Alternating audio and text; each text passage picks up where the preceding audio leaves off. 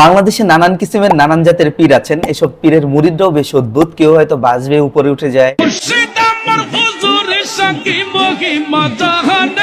আবার কাউকে দেখবেন যে তার মৃত পীর যিনি কিনা ন্যাংটু হয়ে ঘুরতেন তার নামে গান গায়। তবে আজ আমরা এমন এক পীরের কথা বলবো যিনি হচ্ছেন বহি পীর। দেশের নানা প্রান্তে তার মুরিদ, বিভিন্ন ভাষায় তারা কথা বলে, তাই তিনি এত ভাষা রপ্ত না করে তিনি বইয়ের ভাষা রপ্ত করেছেন এবং ওই প্রমিত ভাষাতেই মুরিদদের সাথে কথা বলেন।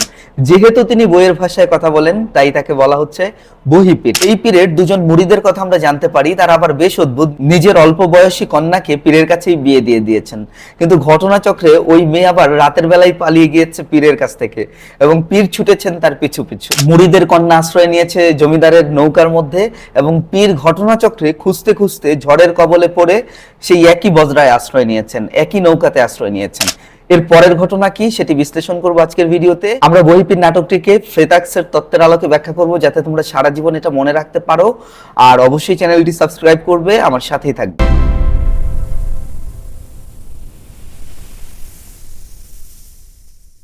বহিপীর নাটক পরিচিতি ও বিশ্লেষণ। সৈয়দ ওয়ালিউল্লাহ রচিত 3 অঙ্কের নাটক বহিপীর 1960 সালে প্রথম গ্রন্থাকারে প্রকাশিত হয় 1960। 1955 সালে ঢাকার PEN ক্লাব আয়োজিত আন্তর্জাতিক সম্মেলনে নাট্য প্রতিযোগিতায় এটি আন্তর্জাতিক পুরস্কার লাভ করে। তার মানে হচ্ছে 60-এ এটা গ্রন্থাকারে প্রকাশিত হলো, কিন্তু তারও 5 বছর আগে আন্তর্জাতিক পুরস্কার লাভ করেছে। এ থেকেও বোঝা যায় যে নাটক আসলে একটা মঞ্চের বিষয়। মঞ্চে যখন উপস্থাপন করা হয় তখন এটা নাটক হিসেবে পরিপূর্ণতা পায়, আর আমরা তো বইয়ে পড়ছি। এটি বাংলা নাট্য সাহিত্যের ইতিহাসে এক বিরল এবং গুরুত্বপূর্ণ অর্জন হিসেবে বিবেচিত। এই যে একটা ইন্টারন্যাশনাল প্রাইজ পেল। লেখকের পিতা ছিলেন ম্যাজিস্ট্রেট, চাকরির কারণে তিনি বিভিন্ন অঞ্চলে ভ্রমণ করেন। সৈয়দ ওয়ালিউল্লাহর এই অভিজ্ঞতার ফলে তিনি গ্রামীণ মুসলিম সমাজের পীর প্রথা সরাসরি পর্যবেক্ষণ করেন। এই সামাজিক অভিজ্ঞতা তার লাল সালু উপন্যাস এবং বহিপীর নাটকে গভীরভাবে আছে। তোমরা ইন্টারমিডিয়েটে যখন লাল সালু উপন্যাস পড়বে দেখবে যে ওইখানেও এই পীর প্রথা নিয়ে বা মাজার প্রথা নিয়ে বিস্তারিত এক ধরনের চিত্র পাবে। তবে বহিপীরটা অন্য ধাঁচের বা অন্য ধারার, এখানে মাজারের তেমন বিবরণ নাই, তোমরা হয়তো কাহিনীটা জানো। বহিপীর নামের তাৎপর্য কী? কেন্দ্রীয় চরিত্রটি সারা দেশে ঘুরে বেড়ান এবং বিভিন্ন এলাকার ভাষা শেখার পরিবর্তে সর্বত্র বইয়ের ভাষায় কথা বলেন, এজন্য তার নাম বহিপীর। নাটকের মূল বিষয়বস্তু মূলত ইসলাম ধর্মের সুফিবাদী ব্যাখ্যার সূত্র ধরেই পীর সমাজের সৃষ্টি। পীর কারা? যারা সুফিজমের চর্চা করে বাংলাদেশে। সুফিরা হচ্ছে এক ধরনের পীর। এই হিসেবে তারা মানুষের সংস্কারকে পুঁজি করে সমাজে ছড়িয়ে পড়েন। তার মানে যারা সুফিবাদী আছে তারা দেখবে যে মানুষের যে ধর্মবিশ্বাস সেটাকে কেন্দ্র করেই তাদের যে বিশাল সাম্রাজ্য সেটি কিন্তু গড়ে তোলেন। নাটকটি গড়ে উঠেছে বহিপীরের সর্বগ্রাসী স্বার্থ ও এক নতুন দিনের প্রতীক বালিকার বিদ্রোহের কাহিনীকে কেন্দ্র করে। চলো আমরা ঘটনাটা ফ্রেইতাগের পিরামিড আকারে দেখি আসলে অ্যাকচুয়ালি কাহিনীটা অগ্রসর হচ্ছে কিভাবে। এই কাহিনী মুখ থেকে প্রতিমুখ, চূড়ান্ত দ্বন্দ্ব, গ্রন্থিমোচন এবং উপসংহার, কিভাবে কোন ঘটনা হচ্ছে আমরা একটু এখান থেকে পড়বো আর এখান থেকে তোমাদেরকে একটু এক্সপ্লেন করব। হেমন্তের বেলার শান্ত কিন্তু প্রচ্ছন্ন এক অস্থির পটভূমিতে ক্ষয়িষ্ণু জমিদার হাতেমালির রংদার বজরায় কাহিনীর সূচনা। তাহলে এই নাটকের কাহিনীর সূত্রপাত হচ্ছে একটা নৌকার মধ্যে, বজরা, যেটার আবার 2টা কেবিন বা 2টা রুম। বজরার ভেতর জমিদার পরিবারের এক প্রচ্ছন্ন মানসিক বেকুলতা। এই যে জমিদার পরিবার তারা একটু টেনশনে আছে, সবাই টেন্সড। কেন? জমিদার অসুস্থ বা এরকম কিছু, যদিও পরে জানতে পারবে যে সে অন্য কারণে বেকুল, তার জমিদারি ছুটে যাচ্ছে, যেটা পরে জানা যায়। মুখ বা একদম এক্সপোজিশন নাটকের শুরুতে কিন্তু এটার বিবরণ নাই। নাটকের শুরুতে এটা আছে জমিদার শহরে যাচ্ছেন চিকিৎসার জন্য। অন্যদিকে তাহেরা তার বাপজানো সৎমা কর্তৃক এক বৃদ্ধ পীরের সাথে জোরপূর্বক বিবাহ দেওয়ার বিরুদ্ধে বিদ্রোহ করে চাচাতো ভাইকে নিয়ে পালিয়েছেন। এই তাহেরা কি করেছে? এই গল্পের যে নায়িকা বা সেন্ট্রাল ক্যারেক্টার, প্রোটাগনিস্ট, অ্যাকচুয়ালি তার যে বিয়ে হলো এটা সে মানতে পারেনি, তখন সে চাচাতো ভাইকে নিয়ে পালিয়েছে। ড্যামরার ঘাটে খোদেজা তাকে বিপন্ন অবস্থায় বজরায় তুলে নেন। এই খোদেজা হচ্ছে পীরের ওয়াইফ, তাকে বজরায় তুলে নেন। এভাবে দুটি স্বতন্ত্র সংকট একই মঞ্চে মিলিত হয়। তার মানে জমিদারের নিজের একটা ব্যক্তিগত সংকট আছে, আবার ওই নৌকার মধ্যে এমন একজন নারীকে জমিদারের ওয়াইফ তুলে নিলেন, তারও নিজের একটা সংকট আছে যে বাবা মা জোর করে পীরের সাথে বিয়ে দিয়ে দিয়েছে। এর পরের অংশটাকে আমরা বলছি প্রতিমুখ বা রাইজিং অ্যাকশন। কার্ভটা দেখো উপরের দিকে যাচ্ছে, ইন্টেন্সিটিটা বাড়ছে। আমরা যখন কোনো একটা মুভি দেখি প্রথমে কিন্তু কাহিনী বোঝা যায় না, ধীরে ধীরে আমরা কাহিনীর ভেতরে প্রবেশ করি বা একদম শীর্ষ চূড়ায় প্রবেশ করি, তাই না? ঝড়ের রাতে বহিপীরের নৌকা বজরার সাথে ধাক্কা খেয়ে আধা ডুবে যায়। তো ঝড়ের রাত শুরু হলো, এই বজরায় তাহেরা আছে, জমিদারের ফ্যামিলি আছে। তাহেরাকে খোঁজার জন্য অ্যাকচুয়ালি যে এসেছে সে হচ্ছে বহিপীর। সে তো জানে না প্রথম দিকে এখানে তার ওয়াইফ আছে কি নাই, কিন্তু ঝড়ের সময় নৌকা আধা ডুবা অবস্থায় ছিল, এটার সাথে ক্র্যাশ করে, সংঘর্ষ হয়। তখন এই বজরাতে সেও জায়গা পায়। কে? এই পীর জায়গা পায়। বহিপীর ও তার সঙ্গী হকিকুল্লাহ বজরায় ওঠেন। বহিপীর লক্ষ্য করেন যে ড্যামরার ঘাট থেকে যে মেয়েটিকে তোলা হয়েছে তিনিই তার নববধূ তাহেরা। এখানে নায়ক হচ্ছে বহিপীর, তবে তাকে তোমরা ভিলেইনও বলতে পারো, কেননা তার কাজগুলো দেখবে যে সব নেগেটিভ কাজ, কিন্তু সে যেহেতু সেন্ট্রাল ক্যারেক্টার এবং তাকে ঘিরেই নাটকটা আবর্তিত হচ্ছে এবং সে সবচেয়ে শক্তিমান ক্যারেক্টার। তো আমরা যেটা বলছিলাম, সে প্রথমে অবজার্ভ করে যে এখানে নববধূ তাহেরা এই নৌকাতেই আছে, এটা কিন্তু সে বুঝে ফেলে। যদিও তাহেরা নিজের পরিচয় গোপন রেখেছেন, তাহেরা কিন্তু পরিচয় গোপন রেখেছেন। আর তখনকার বিয়ে তোমরা জানো কি না, নারীদেরকে বিয়ের আগে দেখা হতো না বা পরে দেখা হতো। অ্যাকচুয়ালি তোমরা যদি রবীন্দ্রনাথের নৌকাডুবি উপন্যাসটা পড়ো, সেখানেও দেখতে পাবা যে ওয়াইফ বা বউ, দুজনের বউ এক্সচেঞ্জ হয়ে যায় এরকম একটা ঝড় বা কোনো একটা প্রাকৃতিক দুর্যোগের কারণে। তো এইখানেও তাহেরাকে সে দেখে নাই, বাট ড্যামরা থেকে মেয়েটিকে তোলা হয়েছে, এই মেয়েটাকে সে ডিটেক্ট করতে পেরেছে যে এটা সামহাউ তার ওয়াইফ। হাশেম আলী তাহেরার প্রতি সহানুভূতিশীল হয়ে ওঠেন এবং পীর সাহেবের বিরুদ্ধে তাকে রক্ষা করার সিদ্ধান্ত নেন। এই হাশেম আলী আবার জমিদারের ছেলে, হোল ফ্যামিলি কোথায় যাচ্ছে? শহরে যাচ্ছে। তো এইখানে সে তাহেরার প্রতি সহানুভূতিশীল হয়ে ওঠে, মানে মায়া লাগে এই মেয়েটা যেহেতু পালিয়ে আসছে। পীর সাহেবের বিরুদ্ধে তাকে রক্ষা করার সিদ্ধান্ত নেয়। সে আসলে সিদ্ধান্ত নেয় যে এই পীর সাহেবের কাছ থেকে তাকে কি করবে? রক্ষা করবে। তার মানে এই কাহিনীর ইন্টেন্সিটিটা বাড়ছে। এরপরে যেটা হচ্ছে চূড়ান্ত দ্বন্দ্ব, ক্লাইম্যাক্স, যেখানে গিয়ে অ্যাকচুয়ালি নাটকটা মহা মুহূর্ত বা চরম একটা পরিস্থিতির মুখোমুখি হয়। দেখো, বহিপীর হাতেম আলীর আর্থিক সংকটের সুযোগ নিয়ে এক চক্রান্ত করেন। এইখানে তার আর্থিক সংকট জমিদারের, এটা জানা যায়। আর তার আর্থিক সংকটটা অ্যাকচুয়ালি কি? আগামীকাল সূর্যাস্ত আইন, এই আইনে তার সম্পত্তি নিলামে উঠবে যদি সে ট্যাক্সের টাকা না দিতে পারে। তোমরা যদি সূর্যাস্ত আইনের কথা জেনে থাকো, তার মানে জমিদার তার জমিদারি হারাতে যাচ্ছেন আগামীকাল। এই কারণে তিনি শহরে এসেছেন ফ্রেন্ডের কাছ থেকে টাকা ধার বা কর্জ করার জন্য, কিন্তু তার ফ্রেন্ড তাকে টাকা দেয়নি। কিন্তু টাকা দেওয়ার অফার দিল এই পীর সাহেব। কে অফার দিল? পীর সাহেব। তিনি হাতেম আলীকে টাকা কর্জ দেবেন, কিন্তু শর্ত হলো তাহেরাকে তার সাথে ফিরে যেতে হবে। কঠিন শর্ত। এই তাহেরা জমিদারের মেয়েও না, কেউও না, বাট কিছু সময়ের জন্য তাকে যেহেতু আশ্রয় দিয়েছে, তাহেরা তার প্রতি গ্রেটফুল হবে, কৃতজ্ঞ হবে। যেই কারণে বহিপীর এই সুযোগটাকে কাজে লাগায়। বহিপীর তাকে বলে যে আমি আপনার জমিদারি রক্ষার জন্য যেই টাকা লাগবে এটা আমি দিব। আমার 3জন ধনী মুরিদ এই শহরে আছেন, যাদেরকে বললেই তারা আমাকে টাকা দিয়ে দিবে। এই টাকাটা আমি আপনাকে দিব, আপনার জমিদারিও বেঁচে যাবে, এবং আপনি যদি আমার ওয়াইফ তাহেরাকে রিটার্ন করেন আমার কাছে, তাহলে আমি তাকে নিয়ে যাব। তাহেরা পরিবারের স্বার্থে এই আত্মত্যাগে রাজি হন। এই যে জমিদার পরিবার, তাদের স্বার্থটা চিন্তা করে, তাদের ভালো কিছু হবে, তাদের জমিদারি রক্ষা পাবে, এইটা চিন্তা করে সে কিন্তু বহিপীরের কন্ডিশনে রাজি হয়ে যায়। সে জমিদার সাহেবকে বলে যে যান, তাকে বলুন আমি শর্ত মেনে নিতে রাজি আছি। তাহেরা রাজি হয়। কেন? ওই যে মায়া, কিছু সময় অবস্থানের কারণে এই জমিদার পরিবারের প্রতি তার একটা মায়া। এই নাটকের নৈতিক এবং চরম সংঘাতের মুহূর্ত, যে জাস্ট টাকার বিনিময়ে তাহেরা যেই জীবন থেকে পালিয়ে আসলো, একটা বৃদ্ধ লোকের সাথে সে সংসার করবে না, তার কাছে ফিরে যাওয়ার জন্য সে রাজি হলো। এটাকে আমরা বলছি ক্লাইম্যাক্স। কিন্তু ক্লাইম্যাক্স যখন তৈরি হয়, এটা থেকে তো নাটকটাকে শেষ পর্যায়ে নিয়ে আসতে হবে, নাটকটা শেষ হতে হবে। এটাকে আমরা বলি যে গ্রন্থিমোচন বা ফলিং অ্যাকশন। কাহিনীটা দেখবে যে একটু নিচের দিকে যাবে। কখন যাবে? হচ্ছে যখন গ্রন্থিমোচন এটা শুরু হবে। হাতেম আলী এই অস্বীকার্য প্রস্তাব প্রত্যাখ্যান করেন। এখানে দেখবো যে জমিদার চরিত্র হাতেম আলী, তিনি আবার ভালো মানুষ। তাহেরা যদিও রাজি, কিন্তু তিনি রাজি হলেন না। তিনি পীরের কাছে যান, তিনি বলেন যে তাহেরা আপনার কন্ডিশনে রাজি হয়েছেন, কিন্তু তিনি রাজি না নিজে। তিনি বলেন যে আমি রাজি না, যাক জমিদারি। তিনি জমিদারিকে স্যাক্রিফাইস করতে রাজি আছেন, তারপরে একটা মেয়ের জীবন যেন সংকটে না পড়ে, এইটার চিন্তা তিনি করছেন। তিনি অস্বীকার করেন যে এমন অসৎ উপায়ে জমিদারি রক্ষা করা যায়। তার মানে এই অসৎ উপায়ে যে জমিদারি রক্ষা করা যায়, এই প্রসেসটার তিনি বিরোধিতা করলেন। হাশেম আলীও দৃঢ়ভাবে পীর সাহেব এবং মায়ের কুসংস্কারবশত ভয়ের বিরুদ্ধে দাঁড়ান। কিন্তু এখানে দেখবো যে খোদেজা চরিত্র, জমিদারের ওয়াইফ, তিনি কিন্তু আবার চান যে তাহেরা তার স্বামীর কাছে চলে যাক। এইটা হচ্ছে বাঙালি নারীদের এক ধরনের ধর্মভীতি। এখানে তার বিপক্ষে কারা দাঁড়িয়েছিলেন? বিপক্ষে দাঁড়িয়েছিলেন হাতেম আলী, যিনি জমিদার, আর হাশেম আলী, যিনি জমিদারের ছেলে। এবার নাটকের এন্ডিং অংশটা কিভাবে হয় দেখো, উপসংহতি বা কনক্লুশন অংশ। হাশেম তাহেরার হাত ধরে তীরে উঠে পালিয়ে যান। বহিপীর এই পরাজয় মেনে নেন দার্শনিক ভঙ্গিতে। বহিপীর দেখলো যে অনেক অপশন সে অবলম্বন করেছে। আমরা যখন কাহিনীর আরও ডিটেলসে জানবো দেখবো যে বহিপীর বেশ কিছু স্টেপ নিয়েছে। তাহেরা প্রথমে আত্মহত্যা করতে চায়, বহিপীর পুলিশ ডাকতে চায়, তারপর তার সাথে কনভারসেশন করতে চায়, এরকম অনেকগুলো বিষয় আছে। কিন্তু সর্বশেষ যখন দেখলেন যে না, এই তাহেরাকে কোনোভাবেই তার সংসারে নেওয়া যাবে না, তিনি কিন্তু পোলাইটলি এটাকে হ্যান্ডেল করেন, অন্যদের মতো ক্যাওস তৈরি করেন নাই। তার মানে বোঝা যাচ্ছে এই বহিপীর তিনি যেমন মার্জিত শিক্ষিত ভাষায় বইয়ের ভাষায় কথা বলেন, তেমনিভাবে তিনি বাস্তব জীবনেও খুব ধৈর্যশীল একজন ব্যক্তি, বা ইনস্ট্যান্টলি তিনি এমন কোনো ঘটনা ঘটান নাই যাতে প্রবলেম হবে, বরং তিনি দার্শনিক ভঙ্গিতে বলেন তাহারা গিয়াছে যাক। তার মানে তিনি মেনে নিয়েছেন, মনে হচ্ছে যেন তিনি খুশি হয়েছেন। তাহারা তাহাদের নতুন জীবনের পথে যাইতেছে। জমিদারিও রক্ষা পায় বিনা শর্তে। বহিপীরের এই পরিবর্তন তার বাস্তব বুদ্ধিরই পরিচায়ক।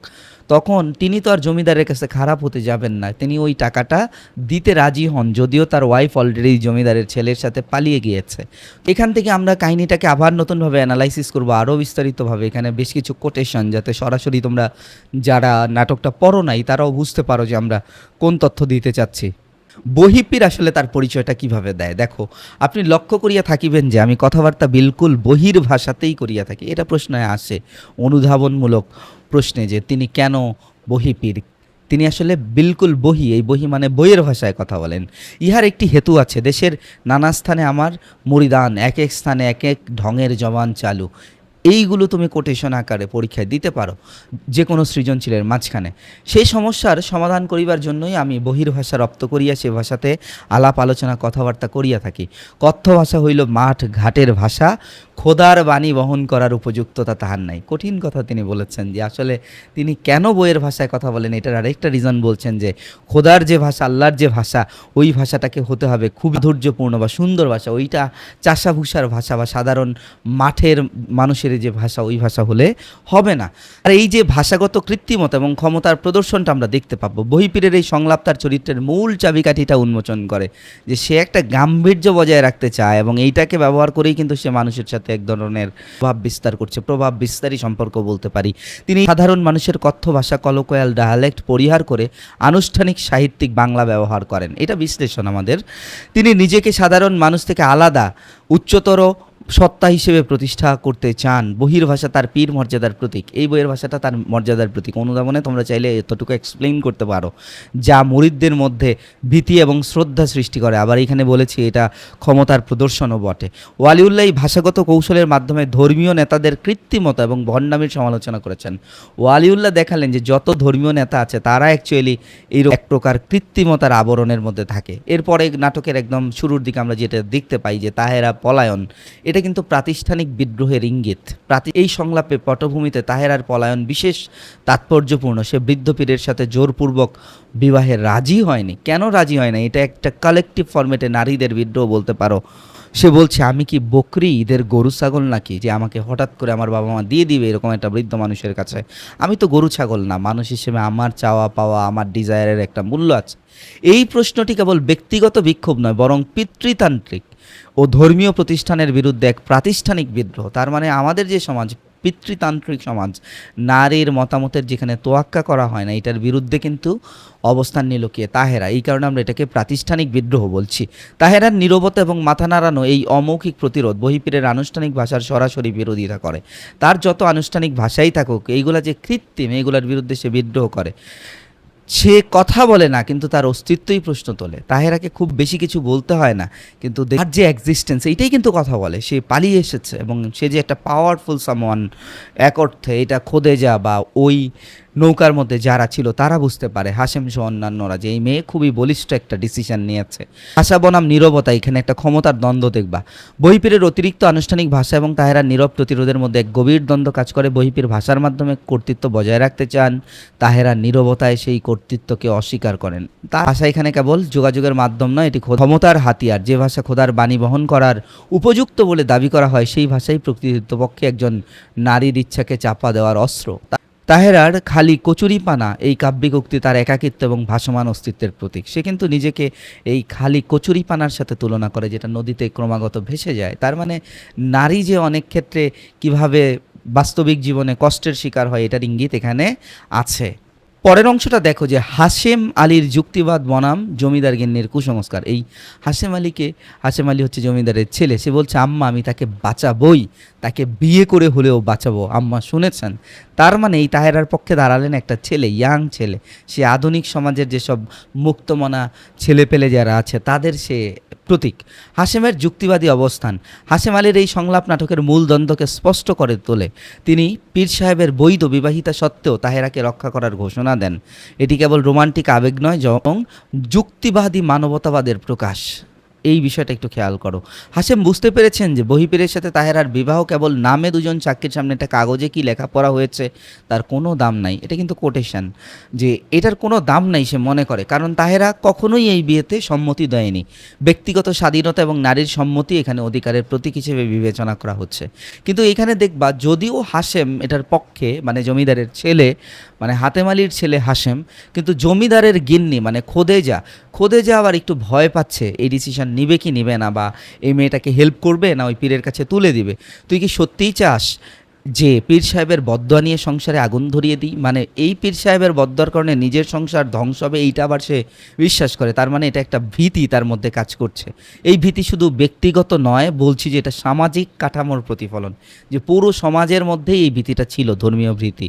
আমার মেয়ে নেই, ও যে সারাদিন আমার পাশে বসে টুকটাক কাজ করলো তা বেশ ভালোই লাগলো, তার প্রতি তার মমত্ব আছে। কার?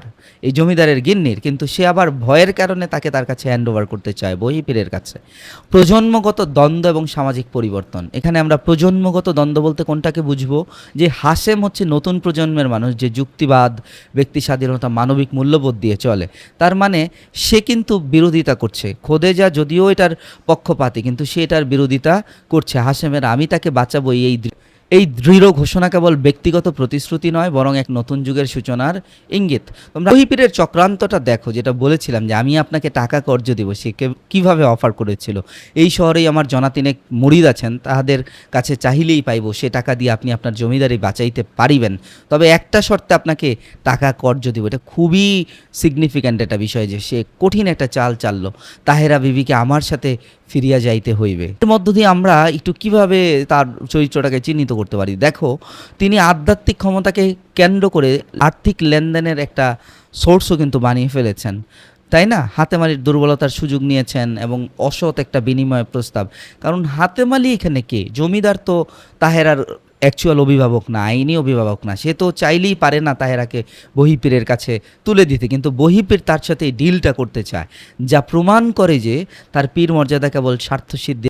নারীকে সম্পদ হিসেবে উপস্থাপন করা হচ্ছে। এই যে তাহেরা, তার মতামতকে কিন্তু গুরুত্ব দেওয়া হচ্ছে না, বরং সে হচ্ছে একটা প্রপার্টি, যেটা টাকার বিনিময়ে আরেকজনের কাছে যাচ্ছে, বা এটার মালিকানাযোগ্য একটা সম্পদ হিসেবে দেখছি, যে এখানে তার মালিকানা হচ্ছে হাতেমের কাছে, তারপর চলে যাবে বহিপীরের কাছে। দুর্বলতার শোষণ দেখো, নৈতিক পতন। বহিপীর হাতেম আলীর চরম দুর্বলতার মুহূর্তে এই প্রস্তাব দেন, যখন হাতেম আলী চারদিকে অন্ধকার দেখছেন।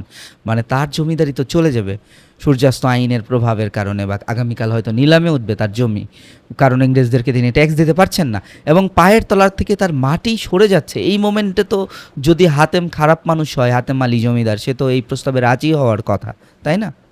কিন্তু আমরা হাতেম আলীকে একটা নৈতিক প্রতিরোধ গড়ে তুলতে দেখব, যে জায়গাটাতে দেখো তিনি রাজি আছেন, আমি রাজি নই। তিনি বলেন যে তাহেরা রাজি, কিন্তু এই কন্ডিশনে আমি রাজি না, আমি এভাবে টাকা নিতে পারবো না, যাক জমিদারি। হাতেম আলীর এই সংলাপ তার চরিত্রের সর্বোচ্চ নৈতিক মূল্যকে প্রকাশ করে। জমিদারি নিলামে উঠবে। এখনকার সময়ে ছাপাখানা বা প্রিন্টিংয়ের কারখানা খুবই বড় কিছু ছিল বাংলাদেশের পার্সপেক্টিভে। আমরা আরও অনেক বছর আগের কথা বলছি। সেই সময় ছেলের ছাপাখানা খোলার স্বপ্ন ভেঙে যাবে, পরিবার দেউলে বা দেউলিয়া হয়ে যাবে, তবুও তিনি অসৎ উপায়ে মুক্তি চান না। কে? জমিদার। যাক জমিদারি, এটা নৈতিক বিজয় তার। হাতেম আলী চরিত্রটিকে আমরা বলছি পতনশীল জমিদার শ্রেণীর জটিল ও দ্বন্দ্বময় চিত্র উপস্থাপন করেন। তার ক্ষমতা সরে যাচ্ছে, কিন্তু এই মুহূর্তে তার মধ্যে দেখবে যে একটা দ্বন্দ্বময় চিত্র, যে তিনি জমিদারি বাঁচাবেন না কি করবেন, তাহেরার জীবনটাকে বিসর্জন দেবেন। তিনি কিন্তু তাহেরার জীবনটাকে সেভ দিলেন। সেই সুদিন আমার জমানার আগেই শেষ হয়ে গিয়েছিল। অন্যদিকে তিনি নৈতিকভাবে অটল। তিনি মিথ্যা বলেছিলেন যে শহরে এসেছেন চিকিৎসার জন্য, কিন্তু তিনি আসছে অ্যাকচুয়ালি জমিদারি রক্ষার জন্য। এটাও এক সময় তিনি সবাইকে জানান। এরপরেই তো এই ডিলটা হয় অ্যাকচুয়ালি বহিপীরের সাথে। সম্পত্তি বনাম মানবিক মূল্যবোধের একটা দ্বন্দ্ব দেখি। তোমরা যদি জাস্ট শুধু এই সাবটাইটেলগুলো পরীক্ষায় ব্যবহার করো, যে ব্যক্তিগত সংকটেও তার কি নৈতিক অটলতা ছিল, আর পতনশীল জমিদার শ্রেণী শ্রেণীর জটিল চরিত্র তার মধ্যে আমরা দেখতে পাই। সে ডিসিশনটা কিভাবে নিল, সম্পত্তি বনাম একটা মানবিক মূল্যবোধ তার মধ্যে আছে, যে তিনি অ্যাকচুয়ালি কোনটা নেবেন, তিনি কিন্তু মানবিক মূল্যবোধকে গ্রহণ করে নিলেন। এই যে তাহেরাকে বলি দিতে হবে, এটা কিন্তু তিনি প্রত্যাখ্যান করলেন। ঠিক আছে, হাতেম তাহেরার পলায়ন এবং বহিপীরের বাস্তববাদী পরাজয়। বহিপীর কোথায় অ্যাকচুয়ালি পরাজিত হলেন? একদম গল্পের উপসংহতি বা কনক্লুশন অংশে যেটা দেখতে পাই, হাশেমের চূড়ান্ত ঘোষণা। সে আসলে তাহেরাকে বলে, চলুন আমার সাথে, চলুন আমরা পালিয়ে যাই, আপনাকে নিয়েই যাব, বলে দিলাম আপনাকে বাঁচাবো। তার মানে হাশেম এতক্ষণে একটা সিদ্ধান্ত নিতে পেরেছে, এবং এটা এই নাটকের সর্বোচ্চ আরেকটা নাটকীয় মুহূর্ত বলতে পারি। তিনি কর্মের মাধ্যমে প্রতিবাদ করেন। এতক্ষণ বারবার তার মাকে বলেছেন যে আমি প্রয়োজনে বিয়ে করে হলেও তাকে রক্ষা করব, কিন্তু এই অংশে তাকে আমরা একদম অ্যাকশনের মধ্যে দেখি, কর্মের মধ্যে দেখি। সে কিন্তু এই মোমেন্টে কাকে বাঁচাতে যায়? তাহেরাকে বাঁচানোর জন্য তাকে নিয়ে পালিয়ে যায়। বরং এটাকে আমরা সচেতন বিদ্রোহ বলছি। হাশেম বুঝতে পেরেছেন যে বহিপীরের প্রস্তাব প্রত্যাখ্যানের পরও তাহেরা আত্মত্যাগে রাজি। বহিপীরের যে প্রস্তাব, এটা কিন্তু প্রত্যাখ্যান করেছেন কে? জমিদার। কিন্তু তাহেরা তখনও রাজি। কিন্তু এই পরিস্থিতিতে নীরব থাকে নাই কে? এই পরিস্থিতিতে হাশেম নীরব থাকে না। হাশেম তাকে নিয়ে বের হয়ে গেছে। তার মানে নারীর মুক্তির প্রতি তার একটা প্রতিশ্রুতি বা কমিটমেন্ট আছে। মানে ছেলেরাও যে অনেক ক্ষেত্রে নারীদেরকে হেল্প করে বা তাদের জায়গা থেকে সাহায্য করে, বেগম রোকেয়ার ক্ষেত্রে যেমনটা হয়েছে বা অন্য অনেকের ক্ষেত্রে, তো তাদের মতো একটা ঘটনা এখানে বলতে পারো। বহিপীরের দার্শনিক পরাজয় শিকার। একটু আগে আমরা বলেছিলাম যে এতক্ষণে ঝড় থামিল, তাহারা গিয়াছে যাক। বহিপীর কিন্তু এখন দাঙ্গা হাঙ্গামা করছে না। সে যখন দেখলো যে হাশেম পালিয়ে গেছে তাকে নিয়ে, তখন সে এই মোমেন্টে কি করবে? সে দার্শনিক একটা উক্তি করলো, তাহারা গিয়াছে যাক। মানে পীর একদম, তিনি মনে হচ্ছে অভিভাবক হিসেবে এই কথা বললেন। তাছাড়া তো আগুনে ঝাঁপাইয়া পড়িতে দেয়াইতেছে না, মানে তারা তো আগুনে পড়তে যাচ্ছে না, তাহারা তাহাদের নতুন জীবনের পথে যাইতেছে, আমরা কি করিয়া ঠেকাই? সে ঠেকাইতে রাজি না এখন, তাই না? মানে সে এখন ভালো সাজার একটা চেষ্টা করছে, তাকে আমরা জটিল বাস্তববাদ বলছি। সে দার্শনিক ভঙ্গিতে পরাজয় মেনে নিয়েছেন। ধরো একজনের কঠিন হার হচ্ছে, ওই মোমেন্টে সে বলল জীবনে জয় পরাজয় সবই সত্য, এভাবে যদি বলে তখন মনে হবে যে পরাজয়টাই নর্মাল হয়ে গেছে, তাই না? তিনি বাস্তববাদী, তিনি জানেন কখন পিছু হটতে হয়। তিনি কিন্তু এই জায়গাতে পিছু হটলেন। ইহা পরাজিত শত্রুর শেষ দাবি। তিনি হাতেম আলীকে কী করেন? তিনি বিনা শর্তেই টাকা দিতে রাজি হন। তিনি যে পরাজিত, ওই মোমেন্টে তো তিনি হাতেম আলীর কাছে পরাজিত এইটা দেখাবেন না, বরং তিনি নিজেকে দার্শনিক হিসেবে দেখাবেন এবং পরাজয়টাকেও মহান হিসেবে উপস্থাপন করতে পারবেন। এটা কিন্তু তিনি পেরেছেন। তো এই অংশে আমরা নাটকের চরিত্রসমূহ নিয়ে একটু আলোচনা করব। দেখো প্রধান এবং গৌণ চরিত্র কী কী আছে। বহিপীর হচ্ছে কৌশলী, বাস্তববাদী, ধর্মকে বাণিজ্যিক হাতিয়ারে পরিণতকারী পীর। তিনি সচেতনভাবে বহির ভাষা ব্যবহার করেন মুরিদদের মধ্যে ভীতি এবং শ্রদ্ধা সৃষ্টি করতে। এগুলো আমরা বলেছি, একটু পড়ে নিবা তোমরা। হাতেম আলী, তার মধ্যে দেখবা যে একটু শক্তিশালী বা নৈতিকভাবে অটল একটা ভূমিকা আমরা লক্ষ্য করি। তাহেরার মধ্যে আমরা বিদ্রোহী একটা নায়িকাকে দেখতে পাই, হাশেম আলীর মধ্যে আধুনিক নায়ককে দেখতে পাই। খুদেজা চরিত্রের মধ্যে আমরা দেখব যে সে প্রথাগত একটা মাতৃ চরিত্র। তার চরিত্রটি প্রমাণ করে কিভাবে কুসংস্কার মানুষের স্বাভাবিক মানবিক বোধকে বিকৃত করে ফেলে। সে স্বাভাবিক যে মানবিক বোধ সেটা কিন্তু ভুলতে বসেছিল। হকিকুল্লাহ সে অনুগত সহচর। বহিপীর যখন পুলিশ ডাকার চিন্তা করেছেন, এই হকিকুল্লাহ তখন পীরকে বাধা দেয়। সে যদিও পীরের একজন একনিষ্ঠ সহচর বা সঙ্গী বলতে পারো, কিন্তু সে পুলিশ ডাকার কথা ভাবছেন রাগের মাথায়, এটা সে বলে, রাগের মাথায় ডাকছেন, ডেকে ফেললে পরে না আফসোস করেন। মানে এই ধরনের ঘটনাতে পুলিশ ডেকে আসলে লাভ হয় না, বরং ম্যাসাকার হয়ে যায়। এইটা সে তার পীরকে বোঝাতে সক্ষম হয়। এটা যদিও গৌণ চরিত্র, কিন্তু একটা সিগনিফিক্যান্ট ক্যারেক্টার বলতে পারো।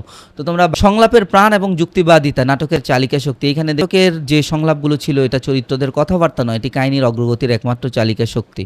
এখানে দেখবে যে সবগুলো তোমার বক্তব্য মনে হবে যে এটা না দৃশ্যকাব্যের প্রকৃত স্বরূপটাকে তুলে ধরে, বা এখানে প্রত্যেকের পর্যাপ্ত যুক্তি আছে, নৈতিক অবস্থান আছে, কথাগুলোর মধ্যে দেখবা যে বিদ্রোহ আছে, সব ধরনের বিষয় আছে। ধর্মীয় রেটরিক বনাম যুক্তিবাদ। এখানে দেখো বহিপীরের ধর্মীয় রেটরিক, খোদা যা করেন তা ভালোর জন্যই করেন। একটা ডায়লগ, মানে তিনি অ্যাকচুয়ালি ভালো বলতে কি বোঝাচ্ছেন, তাই না? দুনিয়াটা মস্ত এক পরীক্ষা ক্ষেত্র, তখন মনে হবে যে না তিনি খুবই ভালো মানুষ, তাই না? এইভাবে একটা সংলাপ খুবই পাওয়ারফুল হতে পারে।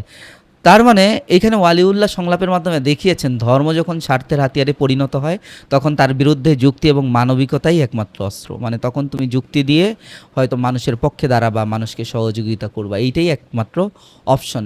এই নাটকের সংলাপের স্তরবিন্যাসগুলো দেখো যে এই বহিপীরের ভাষা হচ্ছে আনুষ্ঠানিক কৃত্রিম ক্ষমতা প্রদর্শনী, তার ভাষাটা একরকম।